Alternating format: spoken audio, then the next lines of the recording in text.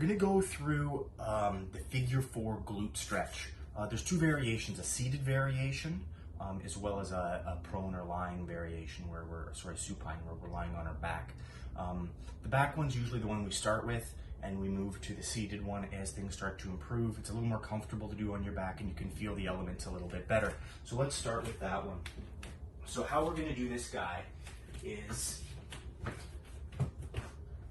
we're going to be on our back, sit up tight position. We're going to lock our low back down and core, brace everything through here, nice and flat through the spine. Then we're going to cross our knee over. Some people might find their knees way up here. Some might be able to bring it down a little bit more effectively. Now, we're crossing it over and we're feeling like we're opening that. Now, after we do that, we're going to try to use our core muscles and pelvic tilters to roll ourselves up. So that's going to roll the pelvis up, keeping the low back down.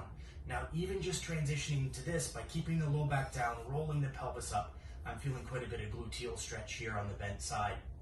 Now, you want to keep pushing your low back down while you pull up. By keeping the low back down, it allows us to focus directly on the gluteal and hip. And it's a big, strong muscle, so we're going to focus on being here for a little bit more time, 15, 20 seconds here, and then come back down. Now, a variation on this, because it's a fan-shaped muscle, the gluteal, we can get it at different angles. So if we cross all the way over, same thing, use our low back down, curl our pelvis through, and then reach on and grab, keep pushing that low back down. You're going to feel this in a little bit different area of the gluteal. And the thing about the glutes is, once again, they're fan-shaped. They're not sort of a tubular style muscle. They're more of a fan-shaped muscle. So we have to get multiple areas. Hamstring is very straight and flat. We still do a little bit of a leg roll, but we don't need to do as much as we do with the gluteal, which is a major fan-shaped muscle. So that's the lying version of the figure 4.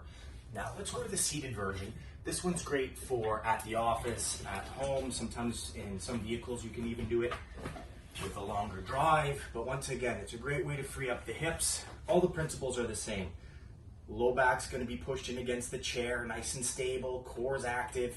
We're going to cross that leg over here. Now, instead of bringing everything up towards the chest, the difference is back is straight, we're tall, as though we've got a wire or line nice and through the top of our head.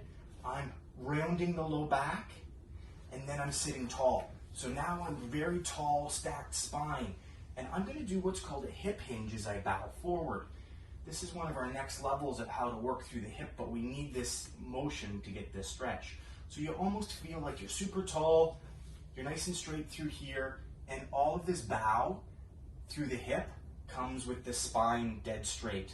It's not a roll like this where we're rolling our back. The back's straight, and it's a bow through the hips. Sometimes I even like to pull on the front of my leg. That keeps my chest forward. It's sort of more like a glide forward with that whole body. You're going to feel it in your glute quite a bit. And same thing, we can also work on that cross leg position where we're going to come forward and we're going to feel it in a little bit different area of the glute. Glute's big. Hold this guy for at least 10, 20 seconds. You're going to feel as it starts to release, it's going to go from tight, and it's progressive. All stretches are progressive. Starting gently feeling the stretch to working over that 20 seconds to a nice firm full stretch where you really feel like things are really opening up. So that's the two versions of the figure 4 glute stretch.